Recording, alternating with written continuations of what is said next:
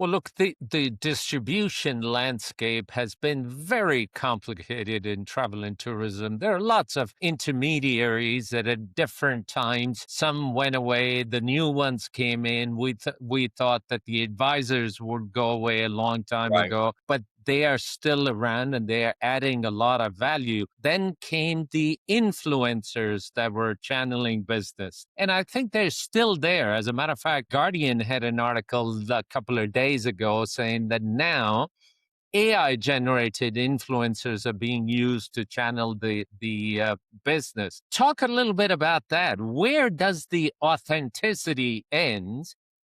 In how does a consumer know what to look out for? Yeah, I mean, and in this generation, of course, the younger generation. I have 5 kids, so with social media, they're very much influenced on what's on TikTok, what's on Instagram, more on TikTok than anything, and that's their path for inspiration, product inspiration, travel destinations inspiration, and then from there, how does that move into the booking window?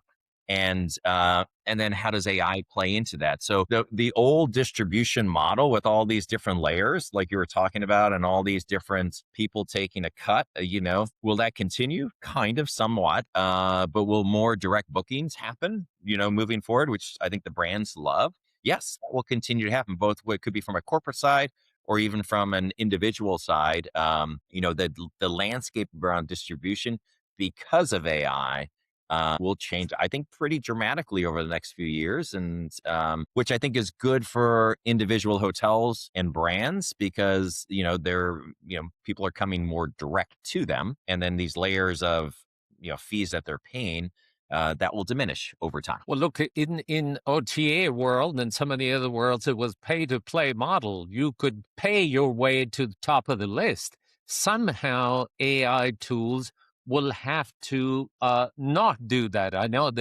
these tools have to make money and they have to generate revenues, but somewhere along the line, the consumer confidence has to be there. That if I'm looking for a hotel to stay or transportation provider, or whatever the case might be, that the search is really bringing back what fits best to my needs, not somebody who is paid to get into that search.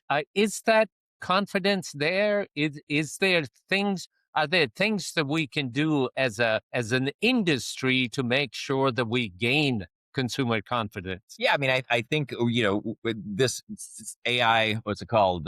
Instead of SEO, it's AEO, and I think it's AIO or something like that, or an acronym perspective. But again, back to the original discussion of like content.